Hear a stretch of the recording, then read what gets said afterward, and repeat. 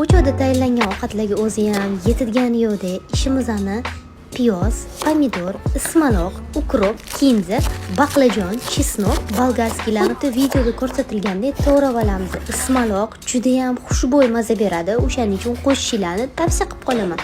Aytgancha chirnogolovkani mohitasi bilan taomimiz yana ham mazaliroq. Qizib turgan yog'imizda birinchi bo'lib baqlajonlarimizni jizillatib qovurib olamiz. Ketidan piyoz solamiz. Bu taomimizda asosiy qoida baqlajonni jizillatib qovurib olishinglar. Ana undan keyin piyoz, bolgarskiy pomidorlarni solib, seli chiqquncha qovurasiz. Qizil tomat xohishga ko'ra qo'shib, bir kosa suv bilan 30 minutga dimlab qo'yamiz. Ziravorlidan har doim taomlarimga, ikralarimga universalniy priprava qo'shib boraman.